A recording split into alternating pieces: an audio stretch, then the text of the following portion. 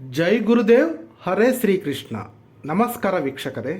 ನೋಡಿ, ಇವತ್ತಿನ ಈ ಒಂದು ವಿಡಿಯೋದಲ್ಲಿ ನಾವುಗಳು ಕಾಮಾಖ್ಯ ದೇವಿಯ ಕಾರ್ಯಸಿದ್ಧಿ ಶಾಬರ ಮಂತ್ರದ ಬಗ್ಗೆ ತಿಳಿದುಕೊಳ್ಳೋಣ. ನೋಡಿ, ಈ ಒಂದು ಸಾಧನೆ ಬಂದ್ಬಿಟ್ಟು ನಿಮ್ಮ ಕಾಮನೆಗಳು ಅಂದರೆ ನಿಮ್ಮ ಆಸೆಗಳು, ನಿಮ್ಮ ಬಯಕೆಗಳು ಅಥವಾ ನಿಮ್ಮ ಕಾರ್ಯಗಳು ಅಥವಾ ನಿಮ್ಮ ವ್ಯವಹಾರಗಳು ಯಾವುದೇ ಆಗಿರ್ಬೋದು, ನೀವು ಏನನ್ನು ಮಾಡಬೇಕು ಅಂದ್ಕೊಂಡಿದ್ದೀರೋ ಅದು ಈ ಒಂದು ಸಾಧನೆಯ ಮುಖಾಂತರ ನೀವು ಆದಷ್ಟು ಬೇಗನೆ ಆಗುವಂತೆ ಮಾಡಬಹುದು. ಅಥವಾ ಕೆಲವು ಕಾರ್ಯಗಳು ಅರ್ಧಂಬರ್ಧಾಗಿ ನಿಂತೋಗಿರ್ತದೆ, ಅಂಥವು ಸಹ ಈ ಒಂದು ಸಾಧನೆ ಮಾಡೋದ್ರಿಂದ ಪೂರ್ಣ ಆಗುತ್ತೆ. ಹಾಗೆ ಕೆಲವರ ಮನೆಯಲ್ಲಿ ಕೆಲವೊಂದು ಶುಭ ಕಾರ್ಯಗಳು ಅದು ಸಹ ಅರ್ಧಂಬರ್ಧದಲ್ಲೇ ನಿಂತೋಗಿರ್ತದೆ. ಅಂಥವರು ಸಹ ಈ ಒಂದು ಸಾಧನೆಯನ್ನು ಮಾಡೋದ್ರಿಂದ ಅವರ ಮನೆಗಳಲ್ಲಿ ಆಗ್ತಕ್ಕಂತಹ ನಿಂತೋಗಿರ್ತಕ್ಕಂತಹ ಶುಭ ಕಾರ್ಯಗಳು ಮತ್ತೆ ಪ್ರಾರಂಭ ಆಗ್ತದೆ. ಹಾಗೆ ನಿಮ್ಮ ನಿಂತೋಗಿರ್ತಕ್ಕಂಥ ವ್ಯವಹಾರಗಳು ಮತ್ತೆ ಪ್ರಾರಂಭ ಆಗುತ್ತೆ. ಹಾಗೆ ನಿಮ್ಮ ಬಯಕೆಗಳು, ನಿಮ್ಮ ಕಾಮನೆಗಳು, ನಿಮ್ಮ ಬೇಡಿಕೆಗಳು ಅಥವಾ ನೀವು ಏನು ಅಂದ್ಕೊಂಡಿದ್ರೋ, ಕೆಲವರಿಗೆ ಮನೆ ಕಟ್ಟಬೇಕು ಅಂತ ಆಸೆ ಇರುತ್ತೆ, ಕೆಲವರಿಗೆ ಉದ್ಯೋಗ ಮಾಡಬೇಕು, ಕೆಲವರಿಗೆ ಗೌರ್ಮೆಂಟ್ ಕೆಲಸದಲ್ಲಿ ಸೇರಿಕೊಳ್ಬೇಕು ಅಂತ ಆಸೆ ಇರುತ್ತೆ, ಕೆಲವರಿಗೆ ದೊಡ್ಡ ಬಿಸ್ನೆಸ್ ಮಾಡಬೇಕು ಅಂತ ಆಸೆ ಇರುತ್ತೆ, ಕೆಲವರಿಗೆ ಒಳ್ಳೆ ಕಡೆ ಮದುವೆ ಆಗಬೇಕು ಅಂತ ಇರುತ್ತೆ, ಒಳ್ಳೆ ಕಡೆ ಸಂಬಂಧ ಬೆಳೆಸಬೇಕು ಅಂತ ಇರುತ್ತೆ. ಹಾಗೆ ನಿಮ್ಮ ಕಾರ್ಯಗಳು ಎಲ್ಲವೂ ಸಹ ಈ ಒಂದು ಸಾಧನೆಯಿಂದ ನಿಮಗೆ ಸಂಪೂರ್ಣ ಆಗಿ ಫಲ ಕೊಡ್ತದೆ. ಹಾಗೆ ನೆಕ್ಸ್ಟು ನಿಮ್ಗೇನಾದರೂ ಕಾಯಿಲೆಗಳಿದ್ದರೆ, ರೋಗ ಬಾಧೆ, ಕಾಯಿಲೆ ಅಥವಾ ಪ್ರೇತಾತ್ಮಗಳ ಬಾಧೆ ಅಥವಾ ಮಾಟ ಮಂತ್ರಗಳ ಒಂದು ದುಷ್ಟಶಕ್ತಿಯ ಬಾಧೆ ಇದ್ದರೆ, ವಾಮಾಚಾರದ ಪ್ರಯೋಗದ ಬಾಧೆ ಇದ್ದರೆ ನಿಮಗೆ, ಇವೆಲ್ಲವೂ ಸಹ ಈ ಒಂದು ಸಾಧನೆ ಮಾಡೋದ್ರಿಂದ ನಿಮಗೆ ಸಂಪೂರ್ಣವಾಗಿ ಆ ಬಾಧೆಗಳೆಲ್ಲ ಹೊರಟೋಗಿ ನಿಮಗೆ ಒಂದು ರೀತಿಯ ಒಳ್ಳೆಯ ಒಂದು ಫಲಿತಾಂಶ ಸಿಗುತ್ತೆ.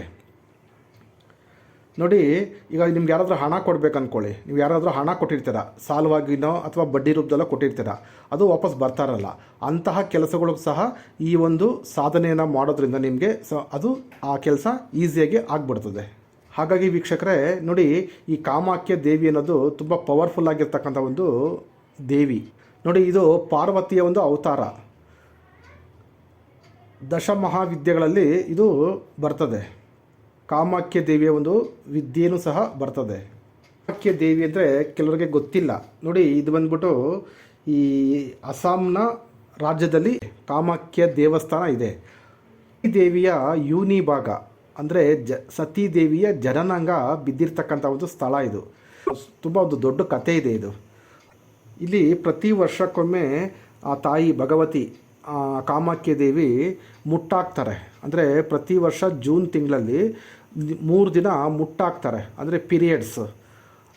ಆ ಸಮಯದಲ್ಲಿ ಆ ಒಂದು ಶಿಲೆಯಿಂದ, ಆ ಕಾಮಾಖ್ಯ ದೇವಿಯ ಶಿಲೆಯಿಂದ ಕೆಂಪು ಬಣ್ಣದ ಒಂದು ರಕ್ತ ಅಥವಾ ನೀರು ಅದು ಬರ್ತದೆ. ಅದನ್ನು ಈ ತಾಂತ್ರಿಕರು, ಮಾಂತ್ರಿಕರು, ಭಕ್ತರು ಅದರ ಜೊತೆ ಕುಂಕುಮವನ್ನು ಬೆರೆಸಿ ಅದನ್ನು ಹಣೆಗೆ ಇಡ್ತಾರೆ ಅಥವಾ ಕೆಲವೊಂದು ಬೇರೆ ಬೇರೆ ಪ್ರಯೋಗಗಳಿಗೆ ಅದನ್ನು ಬಳಸ್ತಾರೆ. ಈ ರೀತಿಯ ಒಂದು ಪವಾಡ ಅಲ್ಲಿ ನಡೀತದೆ ಇಲ್ಲಿ ಕಾಮಾಖ್ಯ ದೇವಸ್ಥಾನದಲ್ಲಿ.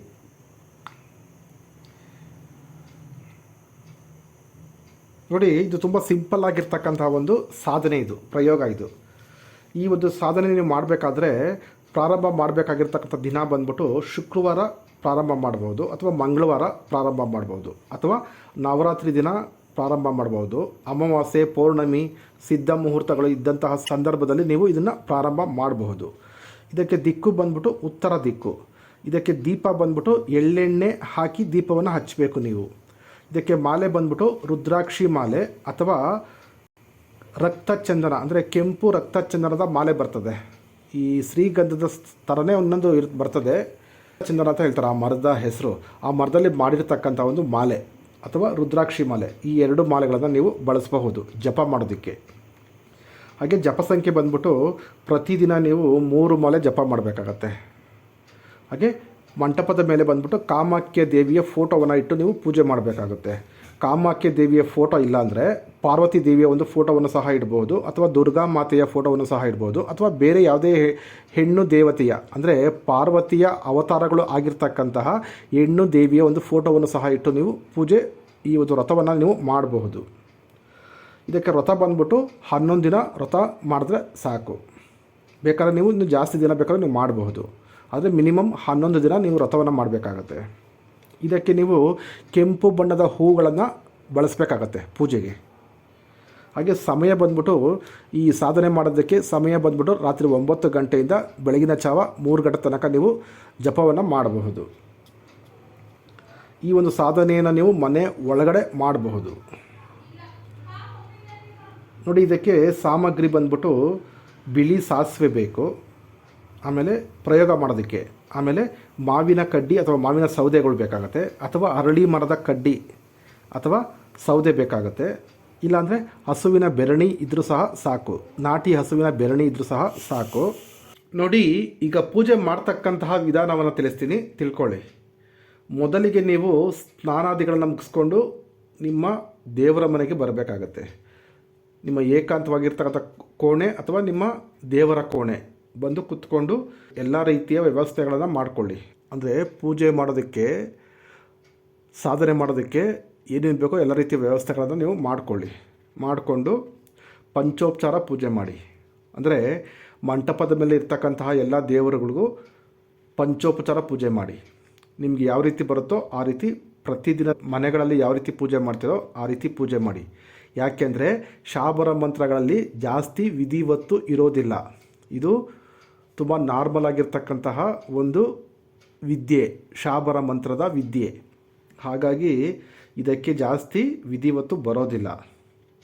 ಇಲ್ಲಿ ಮೂಲ ಮಂತ್ರ ಜಪಕ್ಕಷ್ಟೇ ಜಾಸ್ತಿ ವಿಧಿವತ್ತು. ಅಂದರೆ ನೀವು ಮೂಲ ಮಂತ್ರನ ಎಷ್ಟು ಸಾಧ್ಯವೋ ಅಷ್ಟು ಜಪ ಮಾಡಿದ್ರೆ ಅಷ್ಟು ನಿಮಗೆ ಶಕ್ತಿ ಸಿಗುತ್ತೆ. ನೋಡಿ, ಈಗ ನೀವು ತಂದಿರ್ತಕ್ಕಂತಹ ಎಲ್ಲ ವಸ್ತುಗಳಿಗೂ ಶುದ್ಧೀಕರಣ ಮಾಡ್ಕೊಳ್ಳಿ. ನಿಮ್ಮ ಮೇಲೆ ಗಂಗಾ ಜಲವನ್ನು ಸಿಂಪಡಿಸ್ಕೊಂಡು ಶುದ್ಧಿ ಮಾಡಿಕೊಂಡು ಮಂಟಪದ ಮೇಲೆ ಇರ್ತಕ್ಕ ಎಲ್ಲ ದೇವರುಗಳಿಗೂ ಪೂಜೆ ಮಾಡಿ. ಕಳಸವನ್ನು ಸ್ಥಾಪನೆ ಮಾಡಿರಬೇಕು. ಹಾಗೆ ನೈವೇದ್ಯವನ್ನು ಇಟ್ಟಿರಬೇಕು. ಕುಡಿಯೋದಕ್ಕೆ ದೇವರಿಗೆ ನೀರನ್ನು ಇಟ್ಟಿರಬೇಕು ಒಂದು ಲೋಟದಲ್ಲಿ. ಈಗ ಪೂಜೆ ಎಲ್ಲ ಮುಗಿದ ನಂತರ ನೀವು ಆಸನಕ್ಕೆ ನಮಸ್ಕಾರ ಮಾಡಿ. ಹಾಗೆ ಮಾಲೆಗೂ ಸಹ ನಮಸ್ಕಾರ ಮಾಡಿ. ಆ ಮಾಲೆಯಲ್ಲಿ ಬರ್ತಕ್ಕಂಥ ಸುಮೇರು ಮಣಿ ಅಂತ ಹೇಳ್ತಾರೆ, ಆ ಮಣಿಯನ್ನು ಹಣೆಗೆ ಇಟ್ಟು ನಿಮ್ಮ ಗುರುವಿನ ಮಂತ್ರವನ್ನು ಹೇಳಿ ಈಗ ಪ್ರಾರಂಭ ಮಾಡಿ, ಜಪವನ್ನು ಪ್ರಾರಂಭ ಮಾಡಿ. ಈಗ ಮೊದಲಿಗೆ ಗಣಪತಿಯ ಮಂತ್ರವನ್ನು ಜಪ ಮಾಡಿ. 21 ಸಾರಿ ಜಪ ಮಾಡಿ. ಗಂ ಗಣಪತಯೇ ನಮಃ. ನೆಕ್ಸ್ಟು ನವಗ್ರಹ ಮಂತ್ರ, ಇದನ್ನು 9 ಸಾರಿ ಜಪ ಮಾಡಿ ಅಥವಾ 21 ಸಾರಿ ಜಪ ಮಾಡಿ.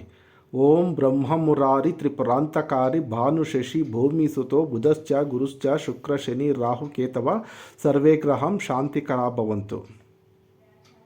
ನಂತರ ಗುರು ಮಂತ್ರ, ಗುರು ಪೂಜೆ ಮಾಡಬೇಕು. ಗುರು ಹತ್ರ ಆಜ್ಞೆ ತಗೊಳ್ಬೇಕು. ಗುರುದೇವ ಆಜ್ಞೆ ಕೊಡು, ಆಶೀರ್ವಾದ ಮಾಡು, ದಿನ ನಾನು ಈ ಒಂದು ಸಾಧನೆಯನ್ನು ಪ್ರಾರಂಭ ಮಾಡ್ತಾಯಿದ್ದೀನಿ ಅಂತ ಅಪ್ಪಣೆ ತಗೊಳ್ಳಿ. ಈಗ ಗುರು ಮಂತ್ರವನ್ನು ಜಪ ಮಾಡಿ. ನಿಮ್ಮ ಗುರುಗಳಿದ್ದರೆ ಅವ್ರು ಕೊಟ್ಟಿರ್ತಕ್ಕಂಥ ಗುರು ಮಂತ್ರವನ್ನು 108 ಸಾರಿ ಜಪ ಮಾಡಿ. ಒಂದು ವೇಳೆ ನಿಮ್ಮ ಗುರುಗಳು ಇಲ್ಲ ಅಂತಂದರೆ ನೀವು ಈಶ್ವರನನ್ನು, ಶಿವನನ್ನು ಗುರುವಾಗಿ ಈ ಸಾಧನೆಗೆ ಸ್ವೀಕರಿಸಿ ಸಾಧನೆಯನ್ನು ನೀವು ಮಾಡಬಹುದು. ಶಿವನ ಗುರುಮಂತ್ರ ಈ ರೀತಿ ಇದೆ: ಓಂ ನಮ ಶಿವಾಯ, ಓಂ ನಮ ಶಿವಾಯ. ಈ ಮಂತ್ರವನ್ನು 108 ಸಾರಿ ಜಪ ಮಾಡಿ. ಅಥವಾ ಶ್ರೀಕೃಷ್ಣ ಪರಮಾತ್ಮನನ್ನು ಸಹ ನೀವು ಈ ಒಂದು ಸಾಧನೆಗೆ ಗುರುವಾಗಿ ಸ್ವೀಕರಿಸಿ ಈ ಒಂದು ಸಾಧನೆಯನ್ನು ಮಾಡಬಹುದು. ಕೃಷ್ಣನ ಗುರುಮಂತ್ರ ಈ ರೀತಿ ಇದೆ: ಕ್ಲೀಂ ಕೃಷ್ಣಾಯ ನಮಃ, ಕ್ಲೀಂ ಕೃಷ್ಣಾಯ ನಮಃ. ಈಗ ಸಂಕಲ್ಪ, ಬಲಗೈ ಹಸ್ತದ ಮೇಲೆ ಸ್ವಲ್ಪ ನೀರನ್ನು ಹಾಕ್ಕೊಳ್ಳಿ, ಸ್ವಲ್ಪ ಅಕ್ಷತೆಯನ್ನು ಹಾಕ್ಕೊಂಡು ಸಂಕಲ್ಪ ಮಾಡ್ಕೊಳ್ಳಿ. ಯಾರ ಹತ್ರ? ಕಾಮಾಖ್ಯ ದೇವಿ ಹತ್ರ ಪ್ರಾರ್ಥನೆ ಮಾಡ್ಕೊಳ್ಳಿ. ಅಮ್ಮ ತಾಯಿ, ನನ್ನ ಮನೋಕಾಮನೆಗಳು ಈಡೇರಲಿ ಅಂತ ಅಂದ್ಬಿಟ್ಟು, ನನ್ನ ಎಲ್ಲ ಕೆಲಸ ಕಾರ್ಯಗಳು ಸಫಲವಾಗಲಿ, ಅಂದರೆ ಒಳ್ಳೆಯದಾಗಲಿ ಅಂತ ಅಂದ್ಬಿಟ್ಟು ಬೇಡಿಕೊಂಡು ನಿಮ್ಮ ನಕ್ಷತ್ರ, ರಾಶಿ, ಹೆಸರು, ಕುಲ, ಗೋತ್ರ ಏನಿದೆ ಎಲ್ಲವನ್ನು ಹೇಳಿ. ನೀವು ಜಪ ಮಾಡ್ತಕ್ಕಂಥ ಸ್ಥಳದ ಹೆಸರನ್ನು ಸಹ ಹೇಳಿ. ಹಾಗೆ ನೀವು ಎಷ್ಟು ದಿನ ವ್ರತ ಮಾಡ್ತೀರಾ ಅದನ್ನು ಹೇಳಿ. ಎಷ್ಟು ಮಾಲೆ ಜಪ ಮಾಡ್ತೀರಾ ಪ್ರತಿದಿನ ಅದನ್ನು ಹೇಳ್ಕೊಂಡು ಸಂಕಲ್ಪ ಮಾಡಿಕೊಂಡು ಗುರುವಿನ ಹತ್ರ ಆಜ್ಞೆ ತಗೊಂಡು ಈಗ ಹಸ್ತದ ಮೇಲೆ ಇರ್ತಕ್ಕಂತಹ ನೀರನ್ನು ಅಲ್ಲೇ ಪಕ್ಕದಲ್ಲೇ ಭೂಮಿ ಮೇಲೆ ಬಿಟ್ಬಿಡಿ. ಮತ್ತು ಕೈ ತೊಳ್ಕೊಳ್ಳಿ, ಕೈ ಒರೆಸ್ಕೊಳ್ಳಿ, ಮತ್ತು ಮಾಲೆನ ತಗೊಂಡು ಮತ್ತೆ ಜಪವನ್ನು ಪ್ರಾರಂಭ ಮಾಡಿ.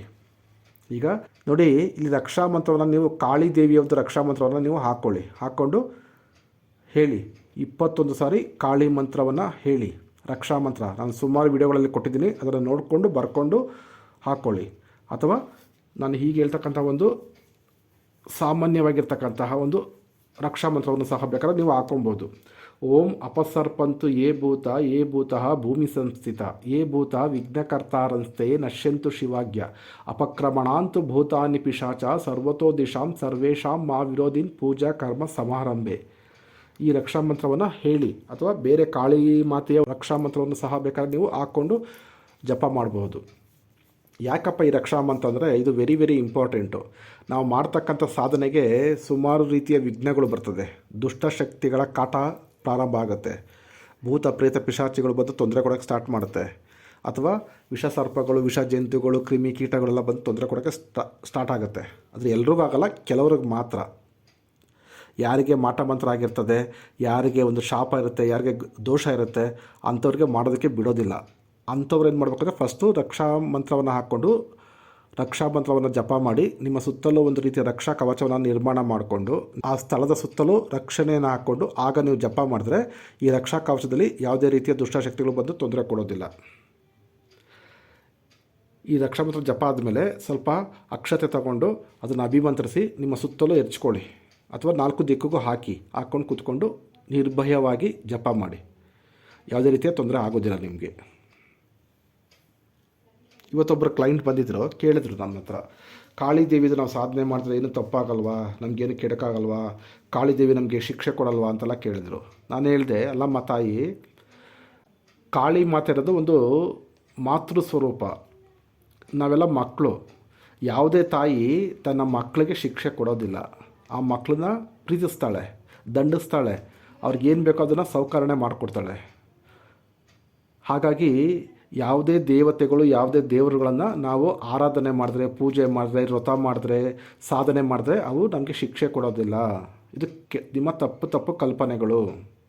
ಆದರೆ ಏನಪ್ಪ ಅಂತಂದರೆ ಅದು ಯಾವ ರೀತಿ ಮಾಡಬೇಕು, ಹೇಗೆ ಮಾಡಬೇಕು ಅಂತ ಒಬ್ಬ ಗುರುವಿನ ಮುಖಾಂತರ ತಿಳ್ಕೊಂಡು ಮಾಡಿದ್ರೆ ಸ್ವಲ್ಪ ಒಳ್ಳೆಯದಾಗುತ್ತೆ. ನಿಮಗೆ ಉಲ್ಟಾ ಪಲ್ಟಾ ಮಾಡಿದ್ರೆ ಉಲ್ಟಾ ಪಲ್ಟಾ ಆಗುತ್ತೆ, ಇಷ್ಟೇ. ಹಂಗಂತ ನಿಮಗೆ ತೊಂದರೆ ಕೊಡೋದು, ಶಿಕ್ಷೆ ಕೊಡೋದು, ಸಮಸ್ಯೆ ಒಡ್ಡೋದು ಆ ರೀತಿ ಎಲ್ಲ ನಿಮಗೆ ಮಾಡೋದಿಲ್ಲ. ಹಾಗೆ ತಾಯಿ ಹತ್ರ ನೀವು ರಕ್ಷಣೆಯನ್ನು ತಗೊಬೋದು. ಆ ತಾಯಿ ಹತ್ರ ನೀವು ಎಲ್ಲ ರೀತಿಯ ಒಂದು ಅನುಕೂಲಗಳನ್ನು ನೀವು ಪಡ್ಕೊಳ್ಬೋದು. ರಕ್ಷಾ ಮಂತ್ರ ಆಯಿತು. ಈಗ ನೆಕ್ಸ್ಟ್ ಸರ್ವಾರ್ಥ ಸಿದ್ಧ ಶಾಬರ ಮಂತ್ರ. ಗುರು ಸಟ್ ಗುರು ಹೈವೀರ್ ಗುರು ಸಾಹಬ್ ಸುಮರೋ ಬಡಿ ಬಾತ್ ಸಿಂಗಿ ಟೋರೋ ಒನ್ ಕಹೋ ಮನ್ ನಾವೋ ಕರ್ತಾರ್ ಸಕಲ್ ಗುರುನ್ ಕಾ ಹರ್ ಬಜೆ ಗಟ್ಟಾ ಪಕರ್ ಉಟ್ ಜಾಗ್ ಚೇತ್ ಸಂಬಾರ್ ಶ್ರೀ ಪರಮಹಂಸ. ಇದನ್ನು 21 ಸಾರಿ ಜಪ ಮಾಡಿ. ನೆಕ್ಸ್ಟು ಮೂಲ ಮಂತ್ರ ನೋಡಿ. ಮೂಲ ಮಂತ್ರ ಈ ರೀತಿ ಇದೆ.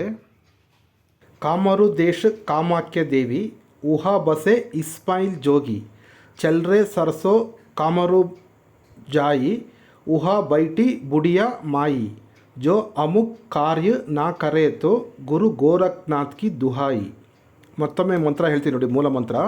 ಕಾಮರು ದೇಶ ಕಾಮಾಕ್ಯ ದೇವಿ ಊಹಾ ಬಸೆ ಇಸ್ಮಾಯಿಲ್ ಜೋಗಿ ಚಲ್ರೆ ಸರ್ಸೋ ಕಾಮರು ಜಾಯಿ ಊಹಾ ಬೈಟಿ ಬುಡಿಯಾ ಮಾಯಿ ಜೋ ಅಮುಕ್ ಕಾರ್ಯ ನಾ ಕರೆ ತೋ ಗುರು ಗೋರಖ್ನಾಥ್ ಕಿ ದುಹಾಯಿ. ನೋಡಿ, ಇಲ್ಲಿ ಅಮುಕ್ ಅನ್ನೋ ಒಂದು ಜಾಗ ಇದೆ. ಈ ಅಮುಕ್ ಅನ್ನೋ ಜಾಗದಲ್ಲಿ ನೀವು ಫಸ್ಟ್ ಏನು ಮಾಡಬೇಕಂದ್ರೆ 11 ದಿನ ಈ ಮಂತ್ರವನ್ನು ಪ್ರತಿದಿನ ನೀವು 3 ಮಾಲೆ ಜಪ ಮಾಡಿ ಸಿದ್ಧಿ ಮಾಡ್ಕೊಳ್ಬೇಕು. ಆನಂತರ ಪ್ರಯೋಗ ಮಾಡಬೇಕು. ನೇರವಾಗಿ ನೀವು ಪ್ರಯೋಗ ಮಾಡಿದ್ರೆ ಅದು ಕೆಲಸಕ್ಕೆ ಬರೋದಿಲ್ಲ. ಯಾವುದೇ ಮಂತ್ರಗಳಾಗಲಿ ಅವನ್ನ ಜಪ ಮಾಡಿ ವ್ರತ ಮಾಡಿ ಸಿದ್ಧಿ ಮಾಡಿಕೊಂಡು ಆನಂತರ ನೀವು ಪ್ರಯೋಗ ಮಾಡಬೇಕಾಗತ್ತೆ. ಹಾಗಾಗಿ ನೀವು ಫಸ್ಟು ಇಲ್ಲಿ 11 ದಿನಗಳ ಕಾಲ ನೀವು ಸಾಧನೆಯನ್ನು ಮಾಡಿ, ಜಪವನ್ನು ಮಾಡಿ, ವ್ರತವನ್ನು ಮಾಡಿ, ಆನಂತರ ನೀವು ಪ್ರಯೋಗ ಮಾಡಿ. ಇಲ್ಲಿ ಅಮುಕ್ ಅನ್ನೋ ಜಾಗದಲ್ಲಿ ನೀವು ಪ್ರಯೋಗ ಮಾಡ್ತಕ್ಕಂಥ ಸಮಯದಲ್ಲಿ ಒಂದು ಅಮುಕ್ ಅನ್ನೋ ಪದ ಇದೆ. ಆ ಪದವನ್ನು ತೆಗೆದಾಕಿ ನಿಮ್ಮ ಕೆಲಸ ಏನಾಗಬೇಕು ಆ ಕೆಲಸದ ಹೆಸರನ್ನು ಹಾಕ್ಕೊಳ್ಳಿ. ಅಂದರೆ ಈಗ ನಿಮಗೆ ನೋಡಿ, ಯಾರೋ ಒಬ್ಬರು ಹಣ ಕಾಸು ಕೊಡಬೇಕು ಅಂತ ಇಟ್ಕೊಳ್ಳಿ. ನಿಮಗೆ ದುಡ್ಡು ಕೊಡದೇ ಸತಾಯಿಸ್ತಾ ಇರ್ತಾರೆ. ನಿಮ್ಮ ಹತ್ರ ಹಣ ಇಸ್ಕೊಂಡಿರ್ತಾರೆ, ದುಡ್ಡು ವಾಪಸ್ ಕೊಡ್ದೇ ಆಟ ಆಡಿಸ್ತಾ ಇರ್ತಾರೆ. ಆವಾಗ ನಿಮ್ಗೆ ಏನದು ಹಣದ ಸಮಸ್ಯೆ ಆಯ್ತದು, ಹಣದ ಬಾಧೆ. ಅಲ್ಲಿ ಅಮುಕ್ ಅನ್ನೋ ಜಾಗದಲ್ಲಿ ಹಣದ ಕಾರ್ಯ ಅಂತ ಹಾಕ್ಕೊಳ್ಳಿ. ಅಥವಾ ನಿಮ್ಗೇನಾದರೂ ರೋಗ ಇದೆ, ಕಾಯಿಲೆ ಇದೆ ಅಂತ ಇಟ್ಕೊಳ್ಳಿ, ರೋಗ ಬಾಧೆ ಅಂತ ಹಾಕ್ಕೊಳ್ಳಿ. ರೋಗ ಬಾಧೆ ಕಾರ್ಯ ನಾ ಕರೆಯಿತು. ಅರ್ಥ ಆಯ್ತಲ್ಲ? ಈಗ ಏನಾದರೂ ಸಂಬಂಧಗಳ ಸಮಸ್ಯೆ ಇದೆ ಅಂದ್ಕೊಳ್ಳಿ, ಅಥವಾ ನಿಮ್ಮ ಸಂಬಂಧಗಳ ಬಾಧೆ ಕಾರ್ಯ ನಾ ಕರೆಯಿತು, ಈ ಥರ ಹಾಕ್ಕೊಳ್ಳಿ. ಅರ್ಥ ಆಯ್ತಲ್ಲ? ನೋಡಿ, ಏನಾದರೂ ದುಷ್ಟಶಕ್ತಿ ಬಾಧೆ ಇದೆ ಅಂದ್ಕೊಳ್ಳಿ, ಈ ಮಂತ್ರಾಲ ಹೇಳಿ. ಕಾಮರು ದೇಶ ಕಾಮಾಖ್ಯ ದೇವಿ ಊಹಾ ಬಸೆ ಇಸ್ಮಾಯಿಲ್ ಜೋಗಿ ಚಲ್ರೆ ಸರ್ಸೋ ಕಾಮರು ಜಾಯಿ ಊಹಾ ಬೈಟಿ ಬುಡಿಯಾ ಮಾಯಿ ಜೋ ಅಮುಕ್ ಅನ್ನೋ ಜಾಗದಲ್ಲಿ ದುಷ್ಟಶಕ್ತಿ ಬಾಧೆ ಕಾರ್ಯ ನಾ ಕರೆತು ಗುರು ಗೋರಖ್ನಾಥ್ ಕಿ ದುಹಾಯಿ. ಅಥವಾ ದುಷ್ಟಶಕ್ತಿ ನಾಶ ಕಾರ್ಯ ನಾ ಕರೆತು ಗುರು ಗೋರಖ್ನಾಥ್ ಕಿ ದುಹಾಯಿ. ಪ್ರೇತಾತ್ಮಗಳ ಬಾಧೆ ಇದ್ದರೆ ಜೋ ಪ್ರೇತಾತ್ಮ ನಾಶ ಕಾರ್ಯ ನಾ ಕರೆತು ಗುರು ಗೋರಖ್ನಾಥ್ ಕಿ ದುಹಾಯಿ ಈ ರೀತಿ ಹಾಕ್ಕೊಳ್ಳಿ.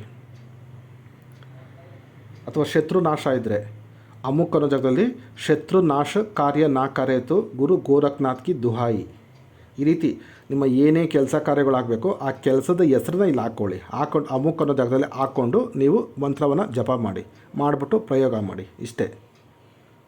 ನಿಮ್ಗೇನಾದ್ರು ಡೌಟ್ ಇದ್ದರೆ ನನಗೆ ಕಾಮೆಂಟ್ಸಲ್ಲಿ ಕೇಳಿ, ನಾನು ಅದೇ ಹೇಳ್ತೀನಿ.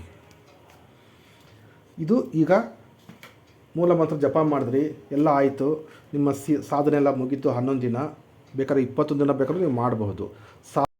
ಈಗ ಮೂಲ ಮಂತ್ರ ಜಪ ಆಯಿತು. ಈ ಮೂಲ ಮಂತ್ರವನ್ನು ನೀವು ಪ್ರತಿದಿನ 3 ಮಾಲೆ ಜಪ ಮಾಡಬೇಕಾಗತ್ತೆ, ಕಡಿಮೆ ಅಂದರು. ಅದಕ್ಕಿಂತ ಬೇಕಾದ್ರೆ ನೀವು ಜಾಸ್ತಿ ಮಾಡಬಹುದು. ಮಂತ್ರ ಜಪ ಎಲ್ಲ ಆದಮೇಲೆ ನೀವು ಈಗ ಕರ್ಪೂರವನ್ನು ಹಚ್ಚಿ ಆರತಿ ಮಾಡ್ಕೊಳ್ಳಿ. ಮಂಟಪದ ಮೇಲೆ ಇರ್ತಕ್ಕಂಥ ಎಲ್ಲ ದೇವರುಗಳಿಗೂ ಆರತಿಯನ್ನು ಮಾಡಿ ಕೈ ಮುಕ್ಕೊಳ್ಳಿ. ಈಗ ನೆಕ್ಸ್ಟು ಅರ್ಪಣೆ ಮಾಡಿ. ನೀವು ಆ ತಾಯಿಗೆ ಹೇಳಿ, ಅಮ್ಮ ನಾನು ಇವತ್ತಿನ ದಿನ ಜಪ ಮಾಡಿರ್ತಕ್ಕಂತಹ ಎಲ್ಲ ಮಂತ್ರ ಸ್ವೀಕರಿಸಿ ನನಗೆ ಸಿದ್ಧಿ ಮಾಡಿಕೊಡ್ತಾಯಿ ಅಂತ ಅರ್ಪಣೆ ಮಾಡಿ. ಜೊತೆಗೆ ನಿಮ್ಮ ಪೂಜೆಯನ್ನು ಅರ್ಪಿಸಿ, ನೀವು ಇಟ್ಟಿರ್ತಕ್ಕಂಥ ನೈವೇದ್ಯವನ್ನು ಅರ್ಪಿಸಿ, ಪಾನೀಯವನ್ನು ಅರ್ಪಿಸಿ, ಏನೇನಲ್ಲಿ ಇಟ್ಟಿದ್ರೆ ಏನೇನು ಮಾಡಿದ್ರೆ ಅವೆಲ್ಲವನ್ನು ಅರ್ಪಿಸಿ. ನೋಡಿ, ಇದನ್ನು ಸಂಸ್ಕೃತದಲ್ಲಿ ಹೇಳ್ತಾರೆ. ಪುಷ್ಪಂ ಸಮರ್ಪಯಾಮಿ, ಅಕ್ಷತೆ ಸಮರ್ಪಯಾಮಿ, ಅಭಿಷೇಕಂ ಸಮರ್ಪಯಾಮಿ, ಫಲಂ ಸಮರ್ಪಯಾಮಿ, ಅರಿಶಿಣ ಕುಂಕುಮ ಚಂದನಾದಿಗಳ ಸಮರ್ಪಯಾಮಿ. ಈ ರೀತಿ ಎಲ್ಲವನ್ನು ಹೇಳ್ತಾರೆ. ಅದು ಸಂಸ್ಕೃತದಲ್ಲಿ. ನಮಗೆ ಸಂಸ್ಕೃತ ಬರೋದಿಲ್ಲ ಅಥವಾ ನಮಗೆ ಏನು ಅಷ್ಟೊಂದು ಜ್ಞಾನ ಇಲ್ಲ ಅಂತಂದರೆ ನೀವು ನಿಮ್ಮ ಆಡು ಭಾಷೆನಲ್ಲೇ ಹೇಳಿ. ಅಂದರೆ ನಾವು ಏನು ಪ್ರಾರ್ಥನೆ ಮಾಡ್ತೀವಿ ಅದನ್ನು ಸಂಸ್ಕೃತದಲ್ಲಿ ಹೇಳಿದ್ದಾರೆ, ವೈದಿಕ ಪದ್ಧತಿಯಲ್ಲಿ. ಇಲ್ಲಿ ಶಾಬರ ಮಂತ್ರಗಳಲ್ಲಿ ಯಾವುದೇ ರೀತಿಯ ಜಾಸ್ತಿ ವಿಧಿವತ್ತು ಇರೋದಿಲ್ಲ, ಜಾಸ್ತಿ ಜ್ಞಾನ ಬೇಕಾಗಿಲ್ಲ, ಜಾಸ್ತಿ ಒಂದು ತಿಳುವಳಿಕೆ ಬೇಕಾಗಿಲ್ಲ. ನಾವು ಜಸ್ಟ್ ಏನಂದರೆ ಪ್ರಾರ್ಥನೆ ನಾವು ಆಡು ಭಾಷೆನಲ್ಲೇ ಮಾಡಿದ್ರೆ ಆ ಆಡು ಭಾಷೆನಲ್ಲೇ ಮಾಡ್ತಕ್ಕಂಥ ಪ್ರಾರ್ಥನೆ ಅಥವಾ ಅರ್ಪಣೆ ಅಥವಾ ಜಪ ಎಲ್ಲವೂ ಸಹ ಆ ತಾಯಿಗೆ ಅರ್ಥ ಆಗುತ್ತೆ, ಗೊತ್ತಾಗುತ್ತೆ. ಅಂದರೆ ಇಲ್ಲಿ ಭಕ್ತಿ ಮುಖ್ಯ, ವೆರಿ ವೆರಿ ಇಂಪಾರ್ಟೆಂಟ್ ಭಕ್ತಿ. ಭಕ್ತಿಯಿಂದ ನೀವು ಎಲ್ಲವನ್ನು ಮಾಡಿ, ಒಳ್ಳೆಯದಾಗುತ್ತೆ ನಿಮಗೆ.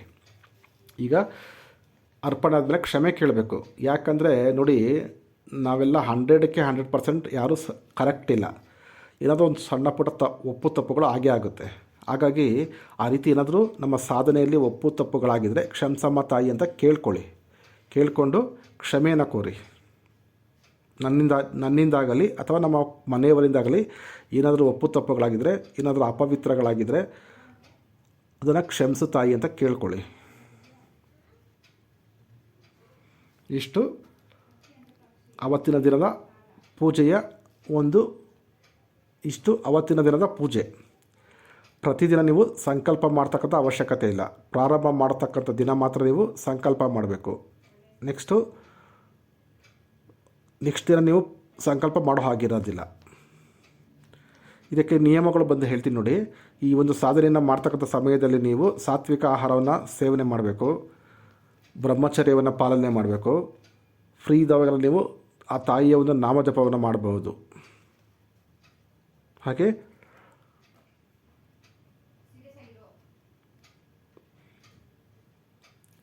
ಇಷ್ಟು ಇರ್ತಕ್ಕಂಥ ಒಂದು ನಿಯಮಗಳು. ಈಗ ಪ್ರಯೋಗದ ಬಗ್ಗೆ ತಿಳ್ಕೊಳ್ಳಿ. ಏನಪ್ಪ ಅಂತಂದರೆ, ಸ್ವಲ್ಪ ಮಾವಿನ ಕಡ್ಡಿಗಳು ತೊಗೊಳ್ಳಿ, ಅಥವಾ ಮಾವಿನ ಸೌದೆ ತೊಗೊಳ್ಳಿ, ಅಥವಾ ಅರಳಿ ಮರದ ಸೌದೆ ತೊಗೊಳ್ಳಿ. ಸೌದೆ ಬೆಂಕಿ ಹಚ್ಚಬೇಕು. ಬೆಂಕಿನಲ್ಲಿ ಮಾಡ್ತಕ್ಕಂಥ ಒಂದು ಪ್ರಯೋಗ ಇದು. ಅಥವಾ ಹಸುವಿನ ಬೆರಣಿ ಸಿಕ್ಕಿದ್ರೂ ಅದರಲ್ಲೂ ಸಹ ನೀವು ಮಾಡಬಹುದು. ನಾಟಿ ಹಸುವಿನ ಬೆರಣಿ ಆಗಿರಬೇಕು. ಅಥವಾ ನಿಮಗೆ ಈ ಮಾವಿನ ಸೌದೆ ಸಿಕ್ಕಿಲ್ಲ ಅಂದರೆ, ಅರಳಿ ಮರದ ಸೌದೆ ಸಿಕ್ಕಿಲ್ಲ ಅಂತಂದರೆ, ಬೆರಣಿ ಸಿಕ್ಕಲಿಲ್ಲ ಅಂದರೆ, ನೀವು ಇದು ಗ್ರಂಥಿಗೆ ಅಂಗಡಿಗಳಲ್ಲಿ ಹೋಮ ಮಾಡ್ತಕ್ಕಂಥ ಒಂದು ಸೌದೆ ಸಿಗುತ್ತೆ, ಚಿಕ್ಕದೊಂದು ಕಟ್ಟು ಸಿಗುತ್ತೆ. ಅದನ್ನು ಬೇಕಾದ್ರೆ ನೀವು ಅದರಲ್ಲೂ ಬೇಕಾದ್ರೆ ಈ ಒಂದು ಪ್ರಯೋಗವನ್ನು ನೀವು ಮಾಡಬಹುದು. ಏನಪ್ಪ ಅಂದರೆ ನೋಡಿ, ಈ ನಿಮ್ಮ ಕೆಲಸ ಕಾರ್ಯ ಆಗಬೇಕಂದ್ರೆ ನೀವು ಬೆಂಕಿ ಹಚ್ಕೊಳ್ಳಿ. ದೇವ್ರ ಮುಂದೆ ನೀವು ಪಂಚೋಪಚಾರ ಪೂಜೆ ಎಲ್ಲ ಮಾಡಿಕೊಂಡು ಆನಂತರ ಒಂದು ತಟ್ಟೆನಲ್ಲಿ, ಒಂದು ಕಬ್ಬಿಣದ ತಟ್ಟೆನಲ್ಲಿ ಅಥವಾ ಒಂದು ಮಡಿಕೆ ಬೌಲಲ್ಲಿ ನೀವು ಸ್ವಲ್ಪ ಕರ್ಪೂರವನ್ನು ಹಚ್ಚಿ, ಸ್ವಲ್ಪ ಎಣ್ಣೆಯನ್ನು ಹಾಕಿ, ತುಪ್ಪ ಅದು ಅಥವಾ ಸ್ವಲ್ಪ ಎಣ್ಣೆ ಹಾಕಿ ಕಡ್ಡಿಗಳನ್ನು, ಸೌದೆಯನ್ನು ಇಟ್ಟು ಬೆಂಕಿ ಹಚ್ಕೊಂಡು ಹಳದಿ ಸಾಸಿವೆ ಇದೆಯಲ್ಲ ಅದನ್ನು ಒಂದು ಬಟ್ಲಲ್ಲಿ ಇಕ್ಕೊಳ್ಳಿ. ಸೈಡಲ್ಲಿ ಇಕ್ಕೊಂಡು ಒಂದು ಸ್ವಲ್ಪ ಹಳದಿ ಸಾಸಿವೆ ತೊಗೊಳ್ಳಿ. ಈ ಒಂದು ಮಂತ್ರವನ್ನು ಹೇಳಿ ನಿಮ್ಮ ಕೆಲಸ ಕಾರ್ಯ ಏನಾಗಬೇಕು ಅದ್ರ ಬಗ್ಗೆ ಅಷ್ಟೇ ಪ್ರಾರ್ಥನೆ ಮಾಡಿಕೊಂಡು ಆ ಅಮುಕ್ ಅನ್ನೋ ಜಾಗದಲ್ಲಿ ಆ ಕಾರ್ಯದ ಹೆಸರನ್ನು ಹಾಕ್ಕೊಂಡು ಸೇರಿಸ್ಕೊಂಡು ಒಂದು ಸ್ವಲ್ಪ ಬೆಂಕಿಗೆ ಹಳದಿ ಸಾಸಿವೆನ ಬೆಂಕಿಗೆ ಹಾಕಿ ಆಹುತಿ ಕೊಡಿ. ಒಂದು ಮಂತ್ರವನ್ನು ಹೇಳಿ. ಈ ರೀತಿ ಕಡಿಮೆ ಅಂದ್ರೂ ನೀವು ಒಂದು 21 ಸಾರಿ ಹೇಳಿದ್ರೆ ಸಾಕು. ಪ್ರಯೋಗ ಎಷ್ಟು ಸರಿ 21, 48 ಅಥವಾ 54 ಅಥವಾ 108 ಎಷ್ಟು ಸರಿ ಬೇಕಾದ್ರೂ ನೀವು ಹೇಳಿ ಮಾಡಬಹುದು. ಅಂದರೆ ಸಣ್ಣದಾಗಿ ರೀತಿ ನೀವು ಬೆಂಕಿಗೆ ಹಳದಿ ಸಾಸಿವೆನ ಹಾಕಿ ಮಂತ್ರವನ್ನು ಹೇಳಿ ಆಹುತಿ ಕೊಡ್ತಾ ಹೋಗ್ತಾ ಇರ್ರಿ. ಈ ರೀತಿ ನೀವು ಅಂದ್ಕೊಂಡಿರೋ ಕಾಮನೆಗಳು, ಬಯಕೆಗಳು ಅಥವಾ ಆಸೆಗಳು ಎಲ್ಲವೂ ಸಹ ಆದಷ್ಟು ಬೇಗನೆ ಒಂದು ಒಳ್ಳೆಯ ಫಲವನ್ನು ಕೊಟ್ಟು ಒಳ್ಳೆಯ ಫಲಿತಾಂಶವನ್ನು ಕೊಡುತ್ತದೆ. ನೋಡಿ ವೀಕ್ಷಕರೇ, ನಾನು ಇನ್ನೂ ಕೆಲವೊಂದು ಇಂಪಾರ್ಟೆಂಟ್ ಆಗಿರ್ತಕ್ಕಂಥ ಕೆಲವೊಂದು ಸೂಚನೆಗಳನ್ನು ಹೇಳೋದು ಮರೆತುಬಿಟ್ಟೆ. ನೋಡಿ, ಈ ಒಂದು ಸಾಧನೆ ಮಾಡ್ತಕ್ಕಂತಹ ಸಮಯದಲ್ಲಿ ನೀವು ದಿನಕ್ಕೆ 1 ಸಾರಿ ಮಾತ್ರ ನೀವು ಊಟವನ್ನು ಮಾಡಬೇಕಾಗತ್ತೆ. ಅಂದರೆ ಭೋಜನವನ್ನು ನೀವು 1 ಸಾರಿ ಮಾತ್ರ ನೀವು ಗ್ರಹಣ ಮಾಡಬೇಕು. ತುಂಬ ಹೊಟ್ಟೆ ಹಸುವಾಯಿತು ಅಥವಾ ನೀವೇನಾದರೂ ಅನಾರೋಗ್ಯ ನಿಮಗಿತ್ತು ಅಂತಂದರೆ ಅಂಥವರು ಹಾಲು ಅಥವಾ ಫಲಹಾರವನ್ನು ಸೇವನೆ ಮಾಡ್ಬೋದು. ಆದರೆ ಈ ಒಂದು ಸಾಧನೆ ಮಾಡ್ತಕ್ಕಂತಹ ಸಮಯದಲ್ಲಿ ನೀವು ದಿನಕ್ಕೆ 1 ಸಾರಿ ಮಾತ್ರ ನೀವು ಊಟ ಮಾಡಬೇಕಾಗತ್ತೆ. ಇದು ನಿಯಮ. ಆದಷ್ಟು ನೀವು ಅನ್ನವನ್ನು ತಿನ್ನಬಾರ್ದು. ಈ ಒಂದು ಸಾಧನೆ ಮಾಡ್ತಕ್ಕಂಥ ಸಮಯದಲ್ಲಿ ಅನ್ನವನ್ನು ತಿನ್ನಬಾರ್ದು. ಅನ್ನವನ್ನು ಬಿಟ್ಟು ಬೇರೆ ಯಾವುದೇ ರೀತಿಯ ಆಹಾರವನ್ನು ನೀವು ಸೇವನೆ ಮಾಡ್ಬೋದು. ಅದು ದಿನಕ್ಕೆ 1 ಸಾರಿ. ಮಾಂಸಾಹಾರಗಳನ್ನು ಸೇವನೆ ಮಾಡೋಗಿಲ್ಲ. ಮದ್ಯ, ಧೂಮಪಾನ ಈ ರೀತಿ ಯಾವುದೇ ಒಂದು ಕೆಟ್ಟ ಅಭ್ಯಾಸಗಳನ್ನು ನೀವು ಇಟ್ಕೊಳ್ಳೋ ಹಾಗಿಲ್ಲ. ಆದರೆ ನೀವು ಯಾವುದೇ ಸಾಧನೆ ಮಾಡ್ತಕ್ಕಂಥ ಸಮಯದಲ್ಲಿ ಈ ರೀತಿಯ ಒಂದು ನಿಯಮವನ್ನು ನೀವು ಪಾಲನೆ ಮಾಡಲೇಬೇಕಾಗತ್ತೆ.